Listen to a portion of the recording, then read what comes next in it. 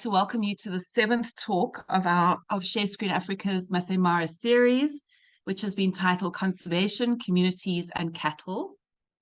I'd like to extend a special welcome to our primary audience, which is the Wildlife Tourism College in the Mara. A very special welcome to Richard van Aardt, who's going to be our speaker today, and also to our online audience. We have had a wonderful set of talks. These have ranged from looking at conservation programs in the Mara, with a focus on elephants, predators, and raptors. And we've also had talks on various conservancies, Pardamot, Nabusho, and Inonkishu. I would like to now welcome you to Richard van Aardt. Richard is a Kenyan stockman with over a decade of experience in commercial and regenerative beef production. He was the previous livestock and agricultural manager at Ol Pajeta Conservancy, and he now leads True Range, a regenerative livestock and ecological management company, which specializes in grazing management within protected areas. Richard consults for and guides grazing programs across Kenya, and he does this as well for several NGOs and consultants and conservancies. His dedication revolves around managing livestock and enriching ecosystems, empowering communities, and strengthening rural economies. Richard, during this talk, will explore the pivotal role of livestock, particularly cattle, in advancing conservation initiatives within the Masai Mara system and Kenya as a whole. And with that, I'd like to turn over to Richard. We really appreciate you sharing your experience and your wisdom on this topic. Thank you. Thank you very much for the introduction. Hello, everybody, welcome to this talk. It's a little bit odd for me to give a talk online. This is a first, so hopefully it all runs smoothly. Great. So as Kirsten explained, I'm a Kenyan. I live in Laikipia, which some of you may be familiar with. I'm a stockman. I do a lot of consultancy, but primarily I'm a farmer. So I live on the land. I work with cattle myself. And have been doing for the last decade. And so today I'm going to be sharing some of my experiences with you and why and how I feel that livestock plays such an integral role in conservation efforts, not only in the Masai Mara, but indeed in many parts of the world, primarily where livestock exists and where pastoralism exists. The title of my talk is Cattle, Culture and Conservation, and this initial photo is just of some cattle that I run here on the slopes of Mount Kenya on Barana Conservancy. I set up a company called True Range a few years ago after leaving my post at Ol Pejeta, where I ran over 7,000 head of cattle in a 90,000 acre wildlife conservancy, so fully integrated with the big five, including both black and white rhino. And the purpose of True Range was to be able to work beyond the boundaries of Ol Pejeta and to be able to work with other entities across the country, which has been the case. I've worked in the Masai Mara, helping advise with Inonkishu Conservancy. I've done work for the German government and the EU for various projects in the Mara, and also in other counties in Kenya, such as Kajiado, Taita Taveta, and of course, my home county, Laikipia. For those of you who are joining, who may be not aware of where we are, obviously the Masai Mara is in Kenya. And if you see on the map here, this is the Mara region. I come from an area here just by Mount Kenya, so on the equator, Laikipia, slightly drier, slightly more arid environment than the Mara, but also primarily inhabited, certainly in the northern parts of our county, by Maasai, by pastoralism, So a very similar culture and very similar issues and opportunities that exist. Just turn it off. This is a map here of Laikipia. I am in fact on the cursor might be easier. Loldiga Hills is where I'm currently giving this talk from, which is a private wildlife conservancy operating in Laikipia. My talk today bears the title Cattle, Culture and Conservation. I've intentionally arranged those words in that order to underscore the crucial importance of focusing conservation efforts on what truly matters to the people that inhabit and intimately are connected with the land. And in my experience and where I've traveled, nowhere in the world is that fusion more profound than in the Masai Mara, or indeed where the Masai people run their cattle in these protected areas with wildlife. In the Masai Mara, the intricate connection between people and their cattle is unparalleled. It's a blend of culture, heritage, and subsistence. We find a unique relationship where the beloved livestock, when managed in one way, can inadvertently lead to desertification and ruin, as we see over many parts of Narok County, but all over Kenya. Land deterioration, degradation, primarily from overgrazing. Yet managed in another way, on a different approach, these same cattle can transform the landscape into flourishing savannas teeming with life and opportunity, as we have seen in parts of the Mara and indeed parts of Kenya. So the discussion today revolves around not just the magnificence of cattle and their ability to turn grass into milk and meat, but also their potential as a powerful tool for land regeneration.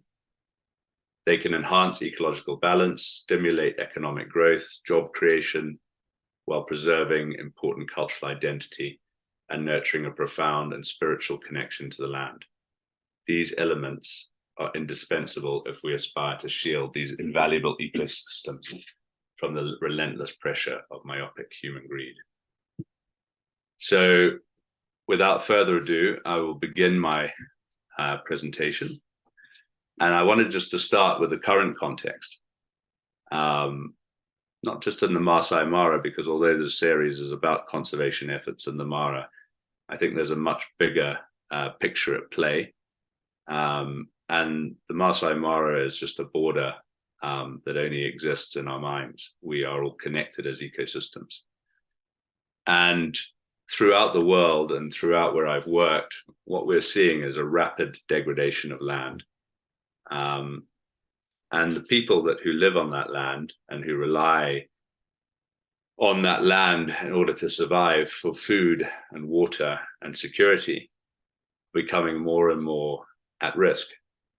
We see as land deteriorates, more bare ground proliferates, and the rain that we get is unable to sequester itself into the soil and grow plants. What then happens is people tend to move away from cattle to goats and sheep, as they find it easier to harvest what little remains. In parts of Kenya now, even goats and sheep struggling to survive. And we move towards camels and eventually charcoal. And in parts of Laikipia where I work, it's even now sand harvesting has become the main economic activity. Due to the higher rainfall in most parts of the Masai Mara, the reality of this is not as pronounced.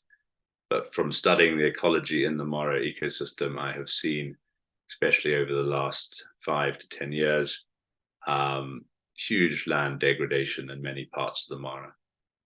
Now, the reasons for this are complex. There are many: historical, cultural, political, population growth, exacerbated by climate change. But essentially, the fundamental at all of this is the way that livestock are managed. And sadly, that has been misunderstood by many people, especially in the conservation world, as livestock are the issue. Livestock are the problem. If we got rid of the livestock, we would get rid of the problems. Well, I can tell you that in the Masai Mara, livestock is such an important and intertwined part of the fabric of that society and the people and their traditions, that to me, there is only one solution, and that lies with livestock. It is in the management of the livestock that has to change. It is in the management of how those animals move and graze that needs to be looked at and needs to be better understood, if we are to avoid our land turning towards desertification, turning towards migration of people, migration of animals, food insecurity, and civil unrest, which is all too apparent in many areas of Kenya. Although there are many promising conservation projects in the Mara, and it is indeed an incredibly innovative space in Kenya, through large parts of the land, the general trajectory is one of land deterioration. And as land deteriorates, so do opportunities for people, for livestock, for livelihoods. So the current context in Kenya is quite severe. In other parts of the country, especially the more arid lands, even more so. And the question and some of the things we're going to explore today is, how do we turn the tide on that? How do we improve and have better outcomes? I'm going to touch now on why livestock are important. I think you've all heard the arguments against livestock and why we're better off without them. I'm going to talk a little bit about why livestock matter, and starting from an ecological perspective. As you can see in this picture, you have very well fattened cattle grazing on very healthy pastures.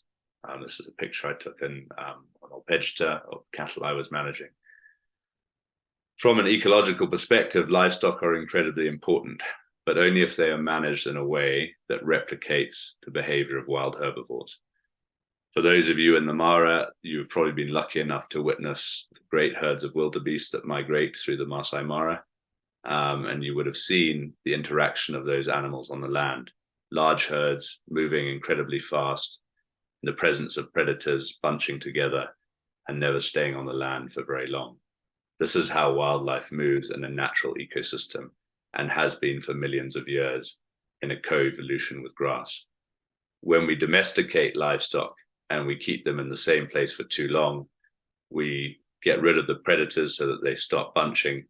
We end up in a situation where land deteriorates, plants are overgrazed, and you no longer can enhance your ecological function. And as your ecology starts to break down, you start to get bare earth and desertification. In the Masai Mara, where you have high levels of rain, you'll see in some parts of the park, there are actually areas where the grass gets so high and so tall, and without enough herbivores moving through it, the grass can become moribund, and can actually become overrested. In 1961 in Jordana, there was a research station in America set up where they believed livestock were the cause of overgrazing, which they were, and they believed that removing them would have a positive effect on the land. They did remove them, and for many years it looked like things had improved, grass grew back, and the experiment was concluded as a success that livestock should not be allowed in national reserves in America. And it was only 40 odd years later that this photo was taken. This is fenced off, so no animals were allowed to enter this. And as you can see, the land degrades. This is a very hard thing for people who don't have on-the-ground experience to understand. But for those of us who've worked in lands in Kenya, we will know that if land is left to stagnate and doesn't have animal impact on it, you end up with this desertifying ecosystem as well. Basically, you get plant litter accumulation. Eventually, plants die because sunlight is unable to access the crown, the growth points, and you end up then without that hoof action, which basically provides the conditions for a seedbed to arise. And as you can see in this picture, desert plants starting to come into that ecosystem. In the Masai Mara, in the national parks where livestock, are not tolerated, I've actually seen the government now, and have been for many years, using fire as a tool in order to try and stimulate new plant growth, which to me I feel is a huge shame, because I feel that herds of cattle managed properly would offer a much more effective tool in stimulating that landscape and actually drawing the wildebeest through the area, which currently is done with fire. But it's the same principle. Land needs to, in these brittle, dry environments, animals are what helps these plants to cycle and to start the nutrient cycle. This is a picture of a friend of mine who rehabilitates mine dumps in Mexico. These are areas beyond what you can imagine from a degradation point of view. They've been mined for 50, 60 years. It's just rock and sheet. He goes there, puts some hay down, puts cattle at very high density to trample the hay into the ground. And very soon after that, with some reseeding, he is able to rehabilitate those mine dumps and get grass growing. We do the same thing here in Laikipia, and I've advised people in the Mara, and I've seen it happen in many places in Kenya, which is actually using cattle bomas, which is night enclosures, and bomering cattle on incredibly degraded land in order to get that land to kickstart and to start with your low succession grasses, such as Cynodon dactylian, which begins to colonize that bare ground.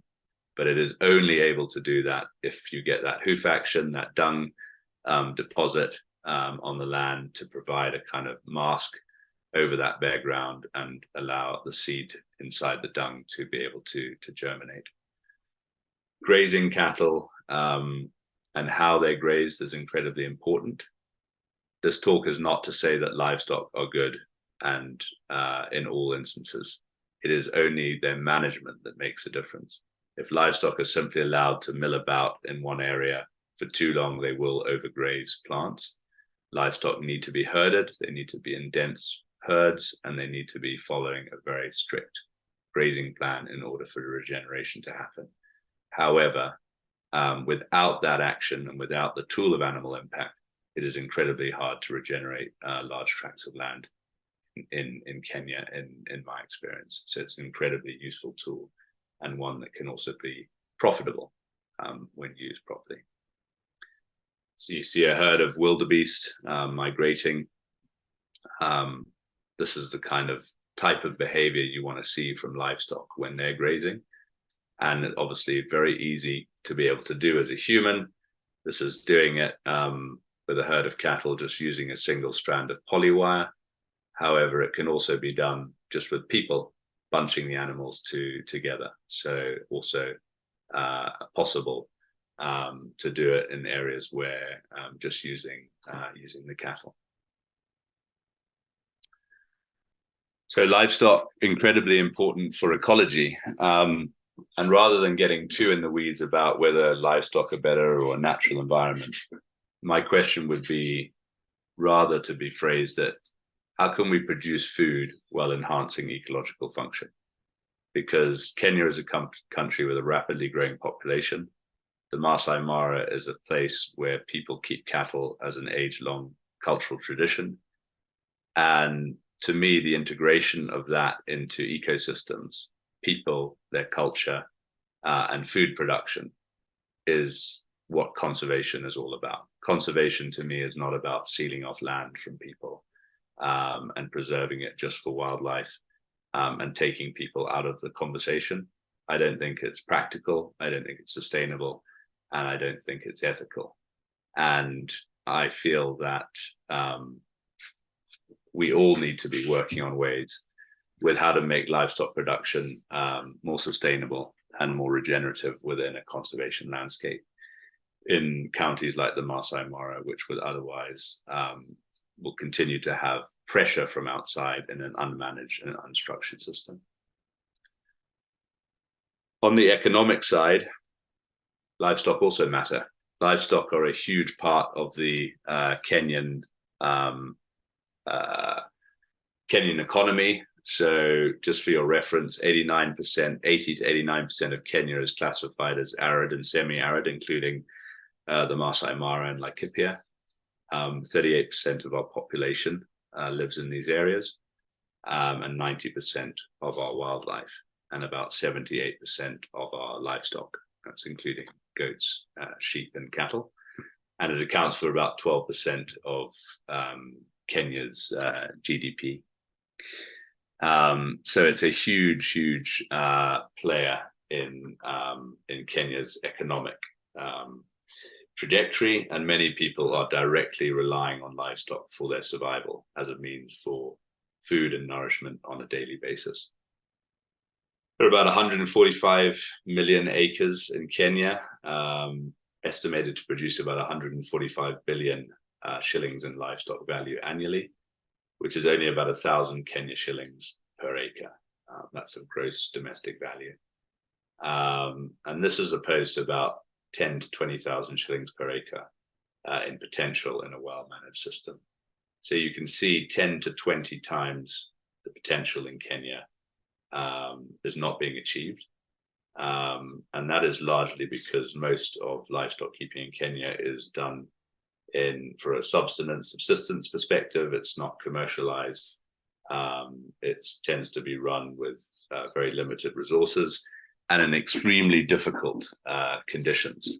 And this is where pastoralism has been so successful, but also where I feel that modernization is inevitable. And in that modernization, the economics come into factor, and the ability to use cattle not only for an ecological benefit, but also to allow them to provide the economic benefits for rural economies, job creation, youth employment, but doing that, most importantly, within a culture that people are incredibly passionate about and believe in, which is the livestock, rather than, not to say alternative livelihoods and other jobs aren't important, of course they are, but this is something that has huge economic growth potential to be done in a sustainable way with people who believe and are passionate about it. It's a massive opportunity for conservation and Kenya that is currently, in my view, largely untapped. As you know, Kenya's population is growing. As you know, the Masai Mara's population is growing. Aardt County has a current population growth of about 3% per annum, which is about 1% more than the national average. What does that mean? That means that essentially we're going to have more people every year in a country, and if we have diminishing resources, there's going to be more and more resource scarcity and more conflict over those resources. So the quicker that we can start projects that start to regenerate, start to produce opportunities, start to produce jobs and revenue, we're going to be able to quell a lot of those problems. And as you see from the figure I gave you, 10 to 20 times potential, which will require investment, it will require training, it will require people, but it has huge upside potentials. The reason I took this photo is obviously you can see the elephants in the background. There is no reason why livestock and cattle and elephants and wildlife cannot live in harmony. These elephants are waiting for their turn to drink. Soon after this, cattle move away and the elephants go and drink from the water trough. This is on Olpejeta in Laikipia. And we've seen this in the Mara. We see livestock in many community conservancies coexisting with wildlife. And obviously that gives you a double revenue stream. You have the tourism, you have the livestock, you're producing food, and then on the other hand, you're getting important forex money into the country and providing a whole different alternative ways of revenue, of coexistence, rather than just saying we're only going to have tourism and wildlife, or we're only going to have livestock. The two combined is a far more profitable and resilient model.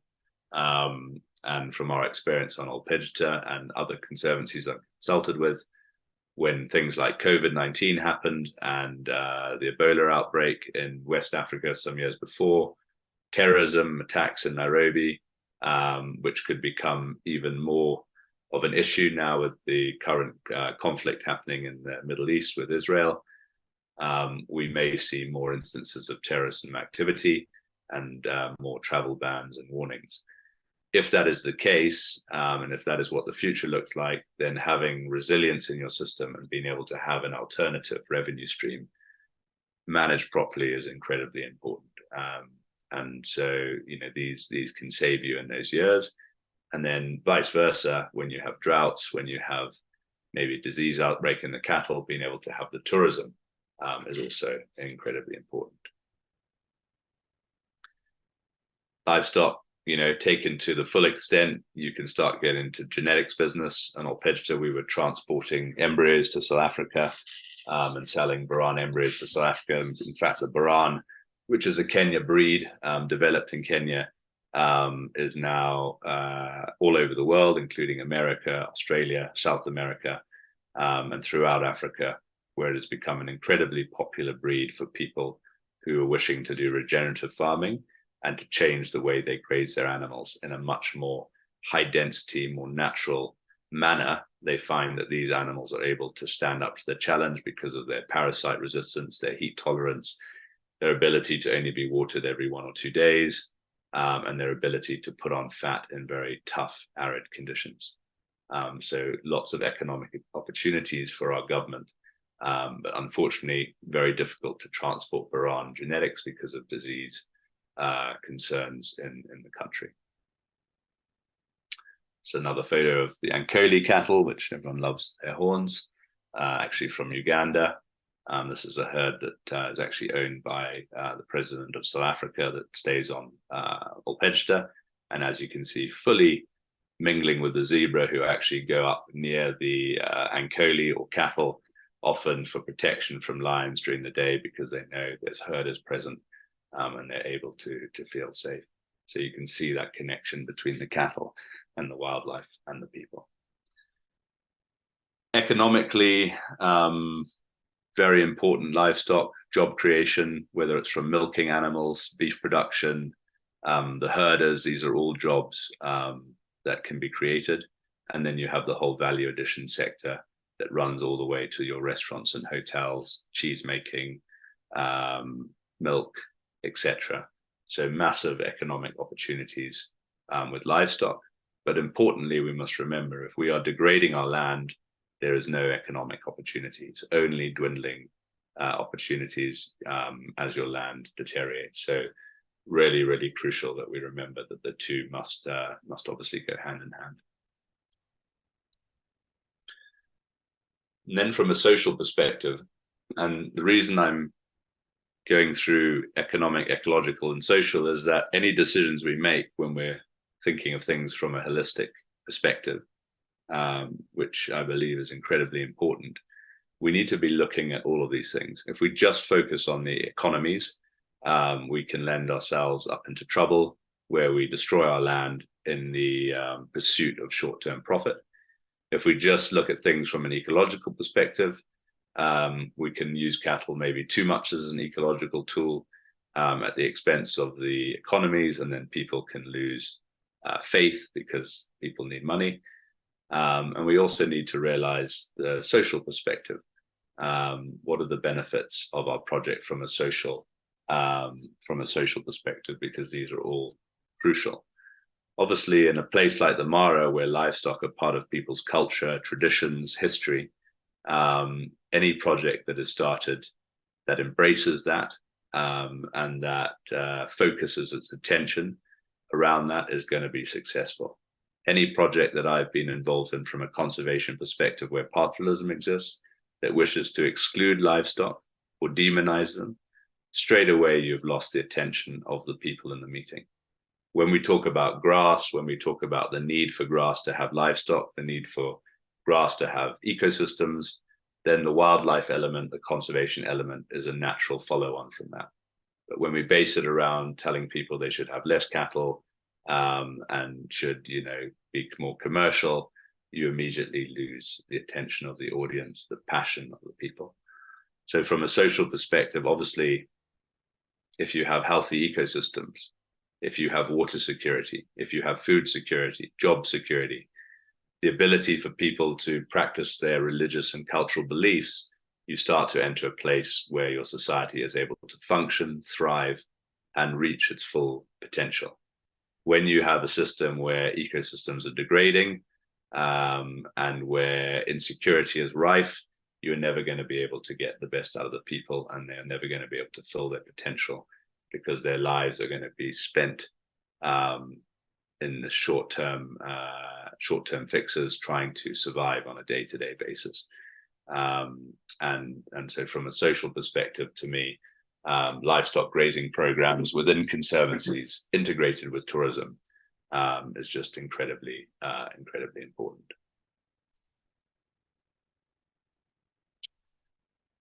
All of you who are Masai or who've spent time in the Mara will just know, if you go to any ceremonies or any traditional events, cattle, people is incredibly connected and important. And obviously, these are people who've been living off the life of cattle through harvesting of blood and milk, which is still prevalent today as a way to survive. That connection for survival, that reliance on the cow has on the man and the man has on the cow, in order to survive in the toughest conditions, especially in the era gone by where that is all you had to survive on, is should never ever be underestimated.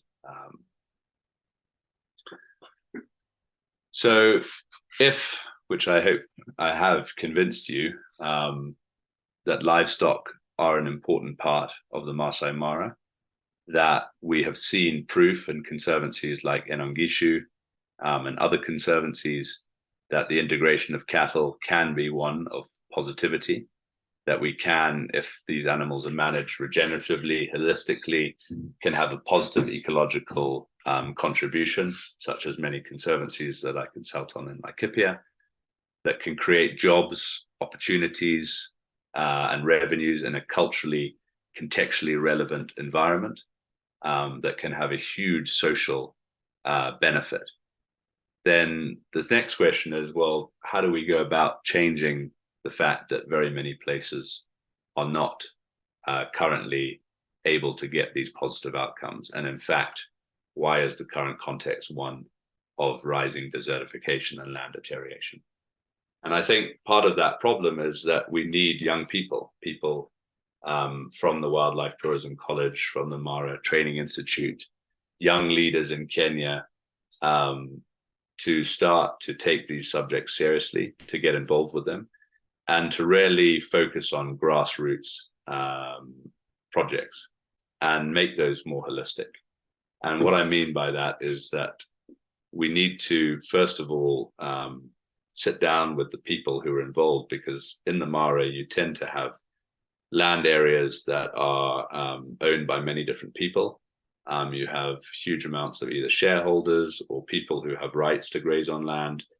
And we are going through an incredible cultural and change where land ownership was communal. There were very few people. Livestock was able to move all across the country. And now we are having more and more land being fenced off, more and more land being subdivided, and population growth of both people and livestock. And so we have to now work together in ways that we haven't done before. We have to form relationships.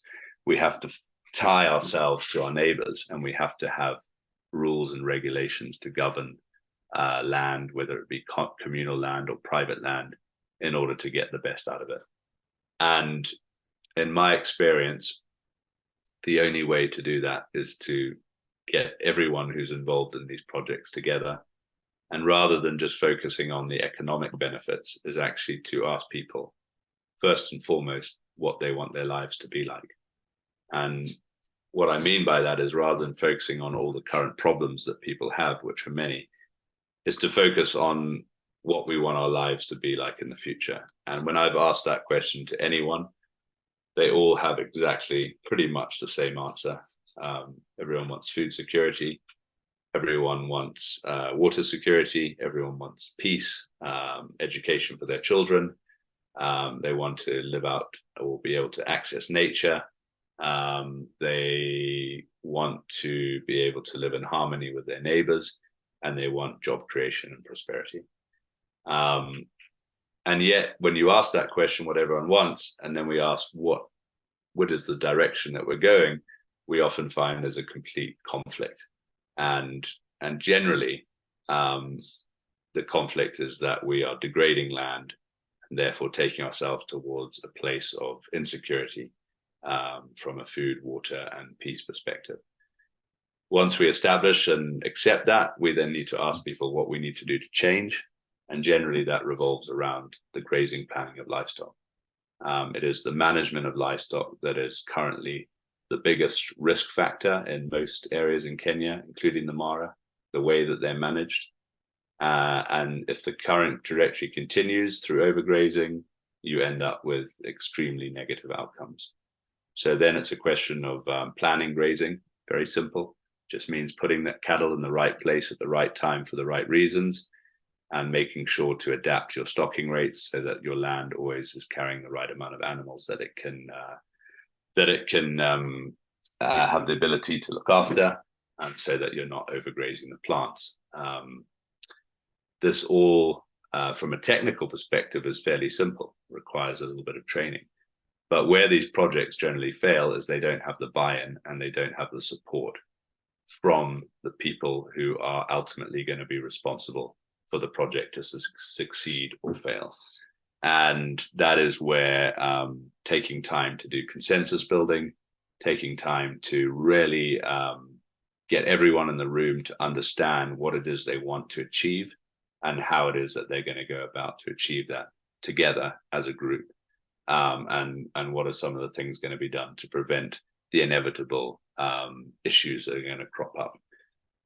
Many projects that I've consulted for in the Mara don't do that step. They go straight to an economic model of we're going to fatten steers or we're going to do a breeding herd program. And the project very quickly unravels because some of the people who had access to that land don't feel that they were included, don't feel they were consulted, don't feel ownership, and other livestock are then brought in. The overgrazing continues and the issue continues. So it's challenging getting that consensus building, but it is absolutely crucial. And this is the role of myself, other young Kenyans, anyone involved in this capacity, is to really put in the work, to get the training, to get the understanding, to give people the knowledge of how it is they need to raise their animals and graze them in order to have more grass, more livestock, more wildlife, and more opportunities. Most of these meetings will happen under trees. They will take a long time. They can sometimes be frustrating, but they are incredibly, incredibly important. And when you phrase things around livestock and around cattle and around the future and the culture of the people and the preservation, in my experience, you get a hugely positive response, and they can in fact be incredibly inspiring and beneficial. Before I conclude my discussion and go on to some questions and hopefully closing discussions, I would just like to conclude and say that it's been, for me, a pleasure talking to all of you. Sorry I can't sort of see all your faces in person. I hope everyone was able to hear me and understand me. And obviously I'm in Kenya and available if anyone has any follow-up questions or would like to discuss anything that we've talked about today. But in final summary, I would say that the biggest challenge to conservation efforts in Kenya is the mismanagement of natural resources by people, and primarily the way that we manage domesticated livestock. Yet that is where the passion and where the culture exists. And changing the way that we manage these animals to interact with our ecosystems and improving the ecological function of our land with them, and therefore our economic opportunities and social opportunities, to me is the greatest and most important opportunity that we have in the Masai Mara and beyond in order to enact positive change. We have examples of it. We have people doing it in conservancies across the country. Now it's about connecting the dots, connecting the people, connecting the land, so that we can have these healthy functioning ecosystems where people livestock, wildlife live in harmony. Thank you. Richard, thank you. That was an amazingly super and informative talk. By way of illustrating that, I'd like to say that one of my colleagues, who I think you know, Richard, Holly McGog, Yes. She sent me this morning 14 very comprehensive questions for you, which I'm not gonna ask all of them, obviously, but I wanted to just say that you've actually spoken to most of those questions. So well done. Thank you. Thank you. I'm going to start with a couple of questions from my side, and then we're going to turn over to our primary audience, the classroom at the Wildlife Tourism College. A little phrase is to say that conservation is always a negotiation, that there is no win-win and never will be. It's a shifting balance of landscapes, of people, characters, organizations with more power and connections than others, and of course, money. And so 2 questions from Holly. And I think you've covered some of that. So just feel free to answer what you would like to. What is the local economy made of? Do the Maasai currently sell their beef and goats, and to who? How much do land rentals to community conservancies and lodges really contribute to the local economy? And fences are going up and people are growing food. How much does this contribute to the local economy?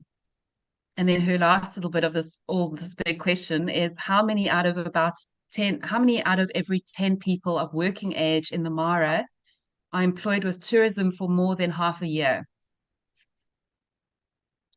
Okay. I will try and answer those questions as best I can. Some of them I wouldn't have the exact facts, but I will. So I think the first question was around the local economy. Do the Maasai sell their livestock? Of course they do. However, there is a fundamental point that needs to be understood, which often isn't by people from a Western background. Many people will watch the Maasai not sell their animals in a time of drought, and in fact get to a point where the animals are emaciated and maybe even die before they will begin to sell them.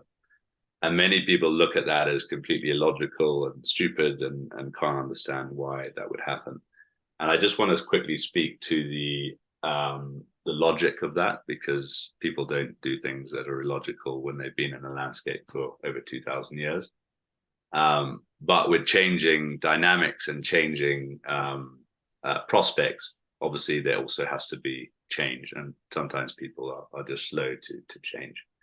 So you imagine in times gone by, before NGOs, before shops, before money, when the Maasai were running their cattle primarily in northern Kenya, and you had to live off the land, which was communal. So you had no power over what happened on the land apart from your community areas and areas where you sort of felt that you were able to graze, but the land was not yours, it belonged to everyone. And you encountered these very severe droughts. Normally every 10 years you would have droughts that went on for 2 to 3 years, which would involve the depletion of grazing and often large-scale mortality of livestock. Now, as a pastoralist, growing your breeding herd as large as possible was your best way to ensure that you survived those droughts. So being able to grow your herd to a level which meant that you had more odds of surviving, and being able to start your breeding herd again. That's why many Maasais will tell you if they don't have cattle, they're not a Maasai, they're not a man. And it goes down to the fact that the breeding herd, the cattle, if that's your farm, essentially you don't sell your farm, because otherwise you have no land in order to farm against. That's in the Western context. In the Maasai context, is you don't sell your breeding cows. However, as a way to mitigate risk, obviously, in the modern era, you are able to sell your animals and you're able to buy them back after the drought ends. And that's somewhere where pastoralism is going to need to move to. Selling of animals does happen, especially with sheep and goats, which have less of a kind of cultural connection. And they are traded more as and when as and when those sales need to happen, whether it be to pay for school fees or various things. As you know, Kenya is changing, and every year people need more and more money to pay more and more of it for education, health, etc., housing. So the commercialization of livestock has already happened. People have been trading and selling animals for many years. However, it is not done in such a organized and commercial way as you would find on a kind of private cattle ranch in Kenya or in other parts of the world.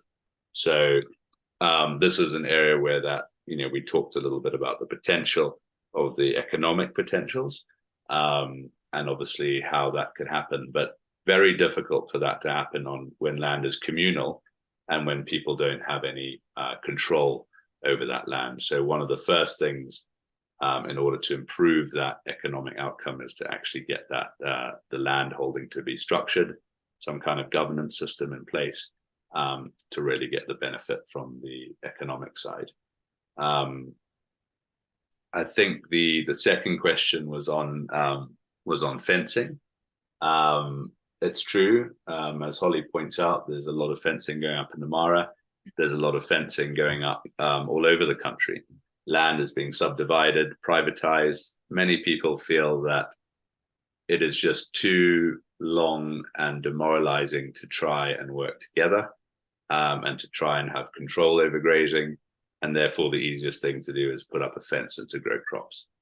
And from an economic perspective, it would be very difficult to argue on a per acre basis that cropping is not the best way. If you look at it purely through that economic lens, growing a hectare of maize in the Mara, or some areas which get over a meter of rain a year, you can have incredibly high yields, and you will never yield that money from a grazing enterprise, and unlikely even from a mixed grazing tourism enterprise.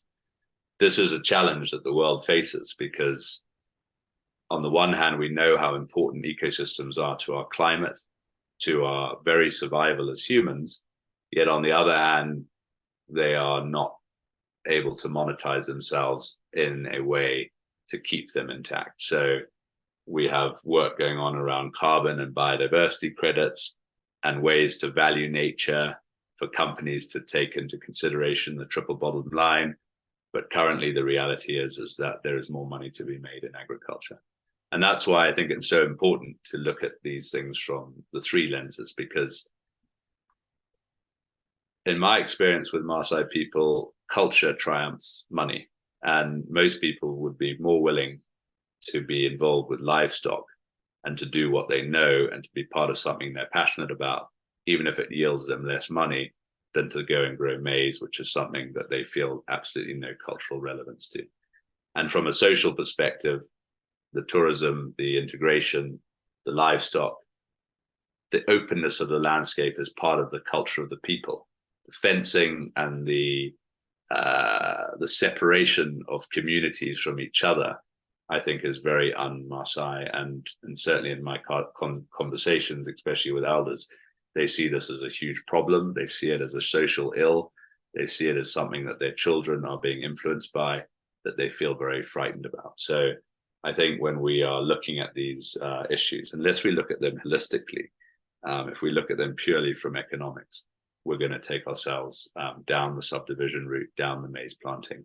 But that being said, we need to be innovative and find ways to make integrated livestock and wildlife as profitable as it can be. And that's going to be, a lot of that is going to be to do with countries who are trying to tackle climate change to start channeling money to people who are doing that well, because our environments are so crucial from a climate change perspective.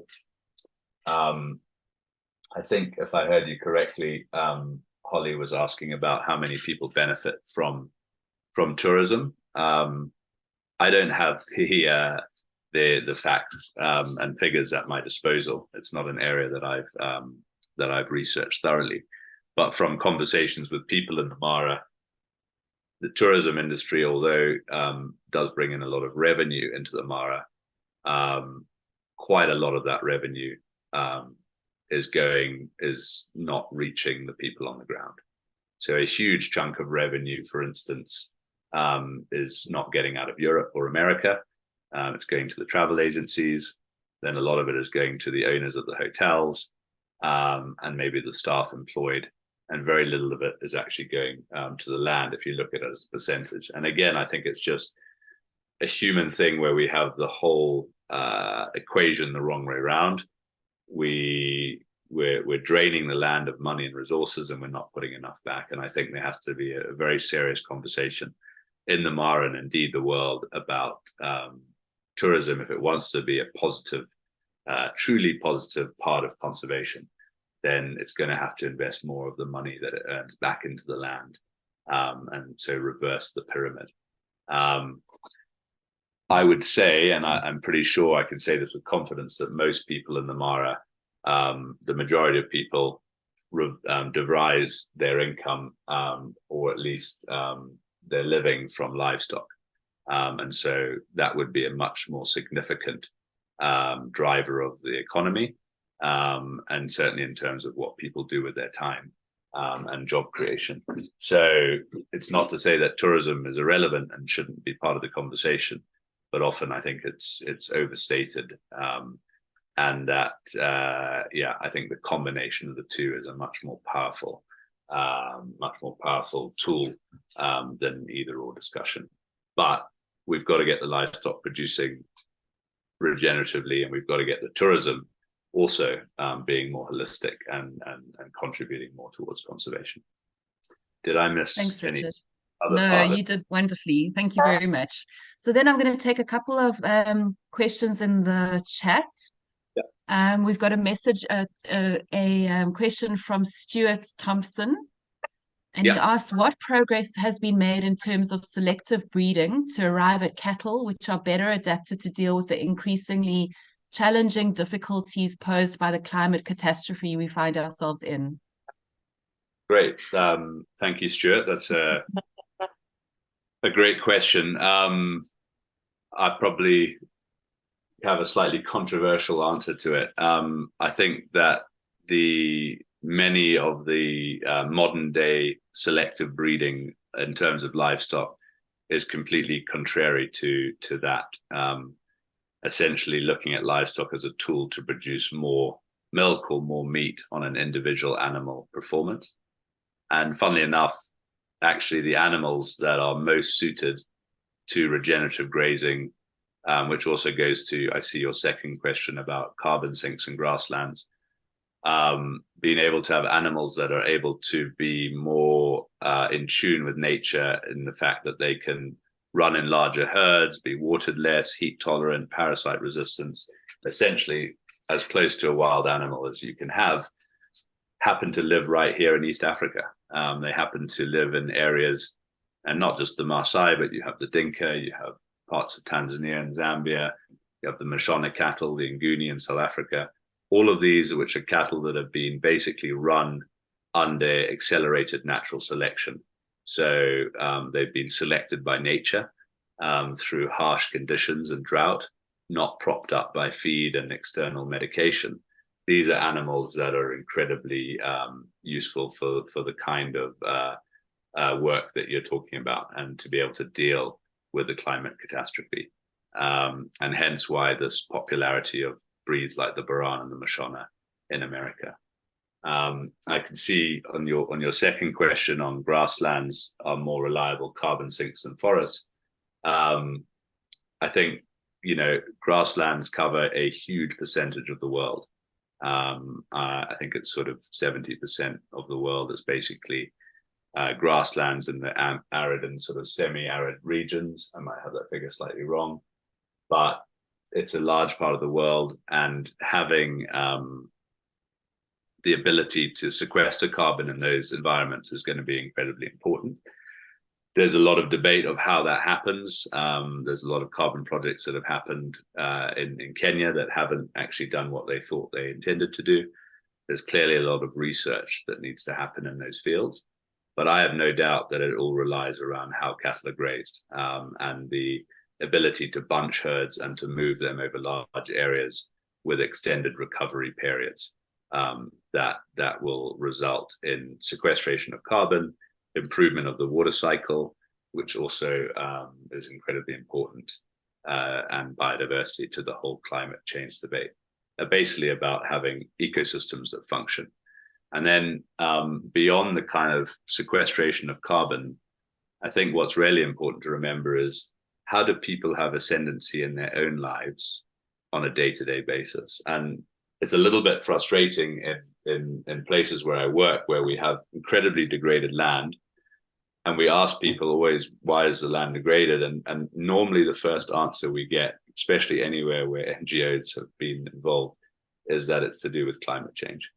And that's not to say that climate change hasn't played a role in exacerbating the situation, but it doesn't give people the ownership of the problem being primarily around natural resource management.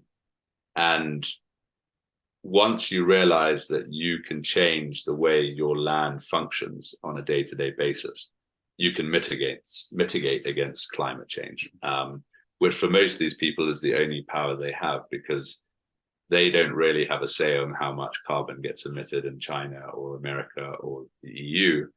And while those debates carry on in the world, life here is about drought and flood.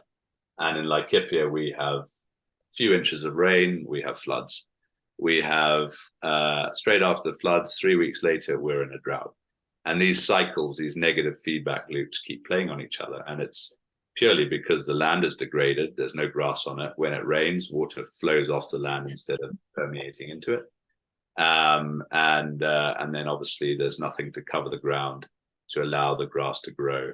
And that is people's climate changing on a micro level, which then has an effect on the macro level. So I think from a climate change catastrophe in these areas, getting healthy functioning ecosystems working through the management of natural resources, primarily grazing, is going to give people resilience. It's going to make them less vulnerable to the inevitable severe rains, the higher rainfall, the longer periods of drought, the unpredictability of the weather, and of course the increasing climate, the heat, that are all going to mean we're going to have even more better soil, more resilience in our soil and grasslands. So I hope that answers your question. I see there's another one. Do you think? Yeah, you go. Do you think we will ever see a significant reduction in the number of shoats in the Mara? If yes, how do we achieve this reduction? I think that First of all, Richard, what is a shoat? What is a shoat? Yeah. Okay. So for those of you who don't know, shoat is just a term to describe sheep and goats together. Yeah, both being a very similar type of animal. It's just lumps them together as a shoat. Now, I think this question is important because a lot of people have obviously seen the proliferation of sheep and goats, and they've seen that correspond with a very fast deterioration of land. Again, it's not the sheep and goats' fault. The sheep and the goat are just a ruminant like any other animal who have an ability to harvest grass, browse. They are just much more unforgiving than a cow. A cow, I always say, will die with your ecology. It will die before it takes the ecology with you. The sheep and the goat will die and take the ecology with you. And that's just by the way their mouths are structured, their size. But they too just require management, just much more careful management. So in order to, rather than, I don't know if we ever will see a reduction in sheep and goats in Mara. All I know is that, yes, I think we will, but it's whether we'll either see a reduction because they'll all die, the Mara will turn to a desert, or they will reduce in numbers to the level that they need to be under a proper planned grazing system. The question is which road do we want to take?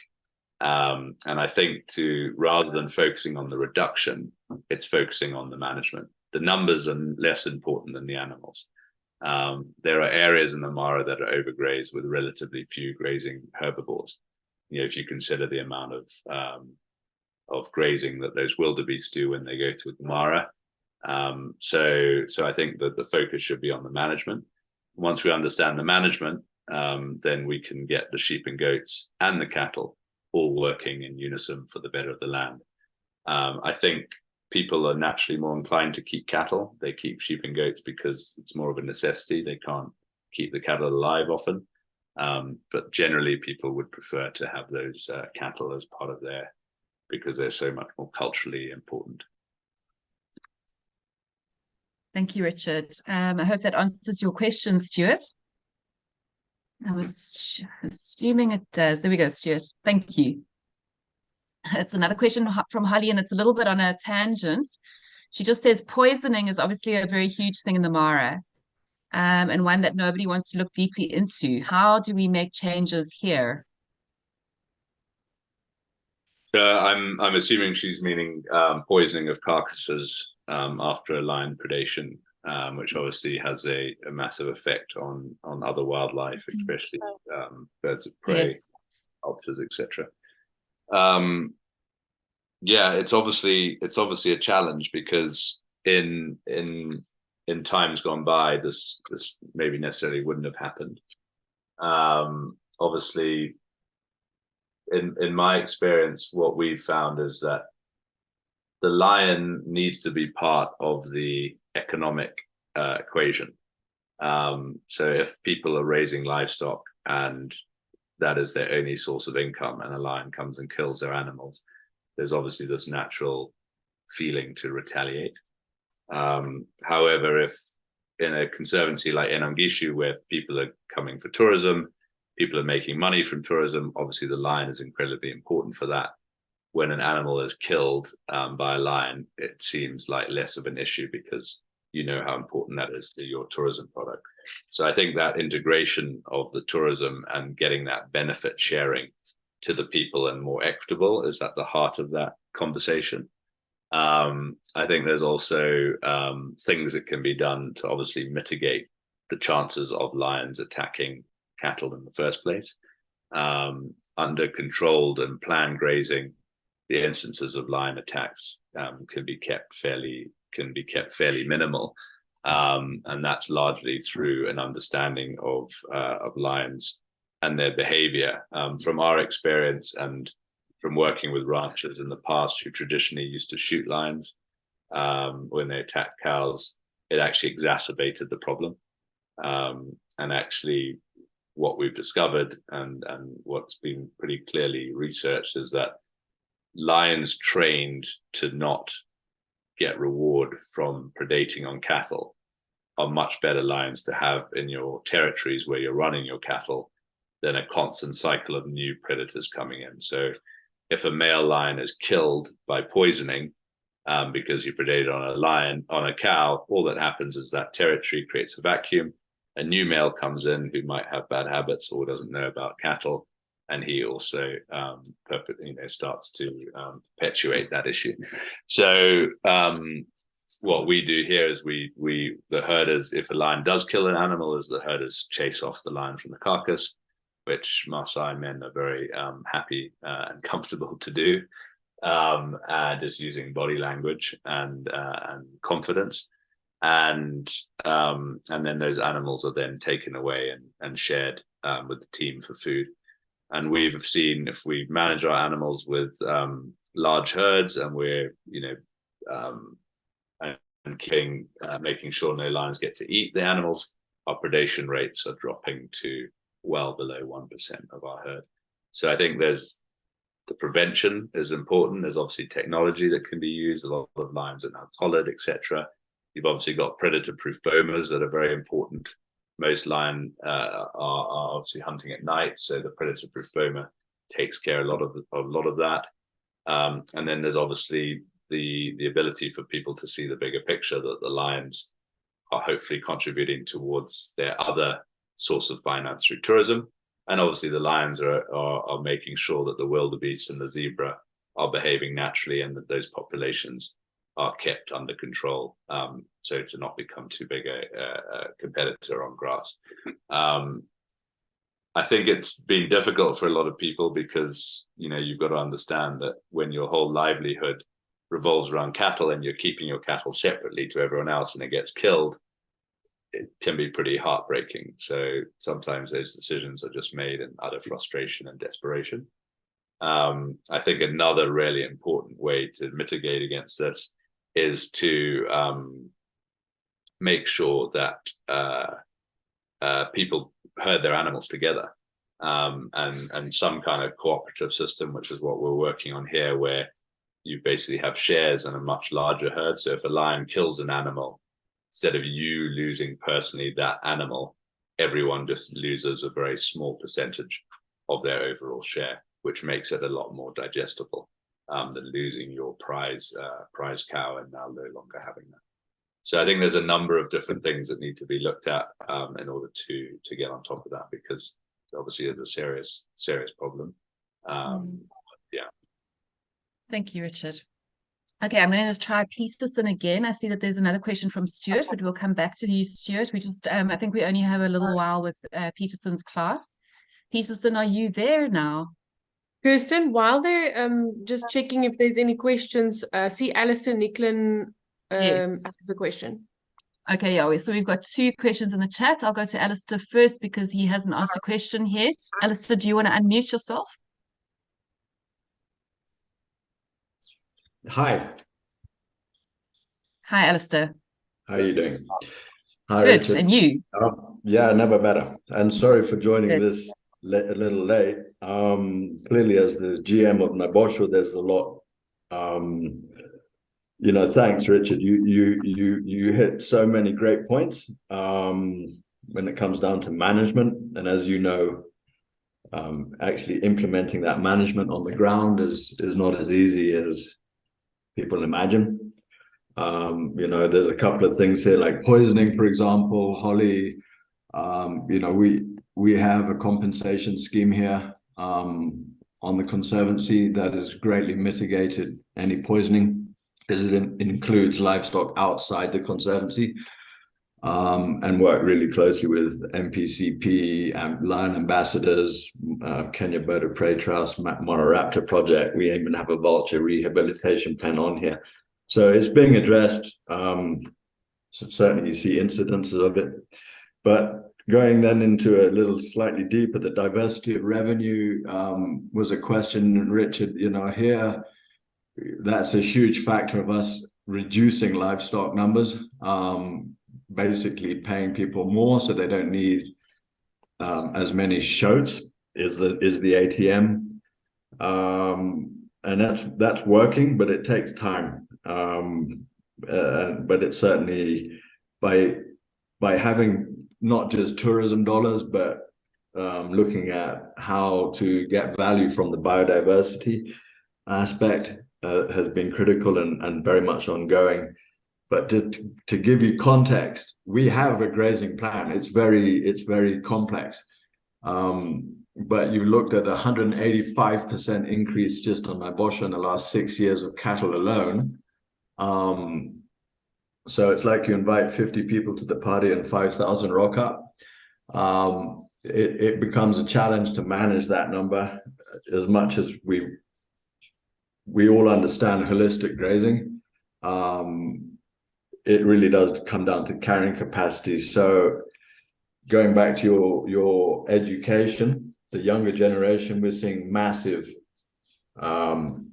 uptake and understanding, and I'm really glad that people from WTC are listening to this, is that it is that generation that will understand the fragility of the ecosystem here, where parts of Nabosho are extremely productive and on a grassland or a rangeland aspect, with more than 35 different species of different grasses, zero erosion, a massive amount of biodiversity. And then other parts of the Conservancy we need to address, like, seriously, and that is literally creating no grazing zones, which causes quite a lot of backlash within the community. But we're finding that it's at this stage one of the only ways we can regenerate land that's been degraded. So I just wanted to add that, less of a question, but Richard, your insights are really appreciated. We're on the same page, put it that way. Thank you, Alistair. And yeah, Thanks, I mean, Alistair. that's some great insights, and obviously from someone obviously on the ground at the coalface, and the challenges are immense, and I don't know if you were there for my whole presentation, but essentially it's getting that buy-in and getting that consensus about a grazing plan, about a way of life, about change that is so important, and it's kind of the holy grail, and I think it's something that is more like a work in progress. I think these are issues and problems that are not going to be solved by a one-off conversation or a magic wand. There's going to be ups and downs. But I think the general trajectory, and as you say, especially with the younger people, is I've seen a huge amount of positivity. The reality is you don't make money through just having loads of livestock and sheep and goats. You make money and you improve your ecology and your opportunities by careful management of grazing and of numbers. And I think the fundamental issue is that one that I talked about, which is the accumulation of livestock as a way of risk mitigation. That needs to be looked at. How do we help people mitigate risk by being able to actually sell off portions of their herd and invest that money into alternative revenue generating industries that are easy for them to understand, and then to be able to get back into the livestock game when you have an abundance of grass. At the moment, it's just a diminishing resource. We should have times like on properties where I manage, where you basically are selling large chunks of your herd, you're growing a grass bank, and then you're buying in cattle to capitalize on that. So there's a whole kind of commercial management aspect that needs to be added in there, and places being able to work together across broad ecosystems where rainfall is different, and people can move animals under a kind of planned system. And yeah, so it's a complicated thing, and unfortunately in Kenya there are many people who want to be involved in many industries, and not many people who seem to be very interested in livestock.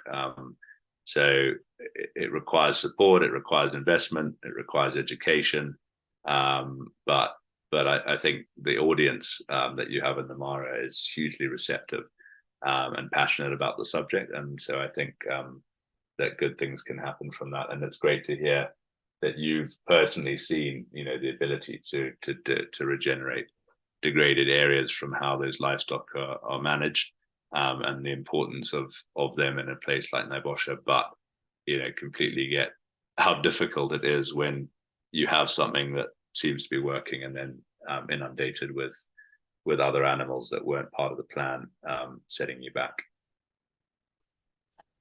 Thanks, Richard. Thanks, Alistair. I'd like to try Peterson again. I'm just very eager to bring in the class. Let's give him a few seconds. Hello, I'm Jess. Hi, Jess. Can you hear me? Hiya. Yes, we can hear you. Good. I was just wondering, Richard, it sounds like you're very successful in your field. What do you attribute to that success? Well, thank you, but I'm glad it sounds like that. But I've been incredibly lucky. I think in my personal career path, I managed to get a job in the biggest commercial beef operation in Kenya that happened to also be one of the most successful private conservancies, and that was kind of being at the right place at the right time, and then became very passionate about it, and I guess just found something that I really believed in. And I think that is ultimately how you progress, is being passionate about what you do.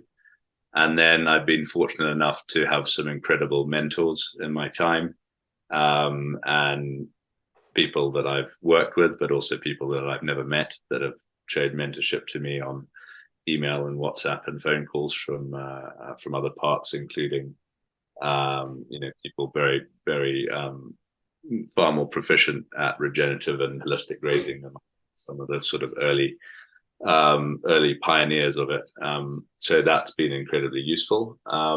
And living at the coalface, where I live in Laikipia, I'm working on private conservancies where you can see the boundaries of them from space on Google Earth. You can see the desert line, and to me, that's never sat easy for me. I have young children. I've a family here, friends, community, and to have such a stark contrast between private and communal land, to me, is unsustainable. So a huge part of the motivation to me is kind of, yeah, it's a very serious situation that we're in here. When you go to the Mara, it doesn't seem as prevalent because you get more rain, although some areas it is. So yeah, I also, you know, there's so much knowledge now that you can get online, so much knowledge that you can get. That's why great things like this, with this particular program, you see the ability of people to be able to connect. Like I said, some of my mentors I've never met in person. And so that to me has been hugely important.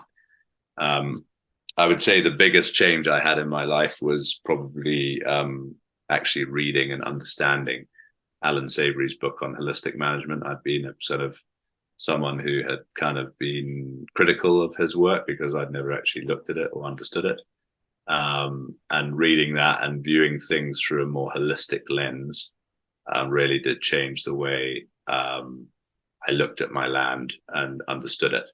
And that has really kind of changed the trajectory of my career.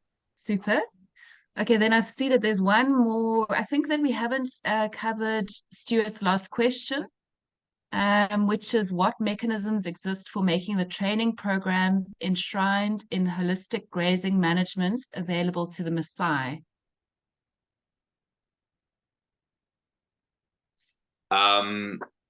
Thanks, Stuart. So in fact, Enon Gishu Conservancy and the Masai Mara, which you may be familiar with, actually is a holistic savory hub. So they are actually licensed to do that training. And they have some really great people who are involved in that, giving courses and able to do that work and offer support with conservancies. And I know there's a lot of work going on there with Tarquin Wood and some of the people he works with. I've also been helping advise some of those projects to make those trainings more available, and to make any future projects that involve grazing in the Mara to be more holistic, to be more inclusive, to be more regenerative, and hopefully have more of a chance of success. And, you know, there is a myriad of things that needs to happen, as we've discussed here, from financing, incentives, et cetera, et cetera. So, but the great thing with the Mara is there is that training hub. There is quite a lot of people involved in holistic management. There is a lot of experience and knowledge, which doesn't exist in other parts of the country, which I've worked in. So hopefully all of this contributing towards it will just amplify that even more. Thank you, Richard. Okay, so I don't see any more hands up or questions. So I would like to close off this talk and say an amazingly appreciative thank you to you, Richard, and to all our audience for being here. And I would like to just say that I feel that it's really, I'm sure for most of us, a deep dive into the complexities surrounding the cattle culture and conservation. And that it brings a very different and, as you say, holistic view for us as the audience. We've had a number of talks, and this is a new perspective. So thank you very, very much, Richard. And as we see from Stuart, thanks for a very balanced presentation, Richard. So I think that's a good pat on the back. Thank you. Well, everyone, appreciate all your questions and for listening. I'm sorry if there was a few technical issues with the school, but yeah, you have my email. You're very welcome, Kirsten, to share that with anyone who wants to get in touch with me, who may have any further questions or want to chat about anything that we discussed today. And you know, this is what I live for. So would love to help if anyone has any further comments. And thank you for all your time. And yeah. Fantastic. Thank you, Richard. Thank you, everybody.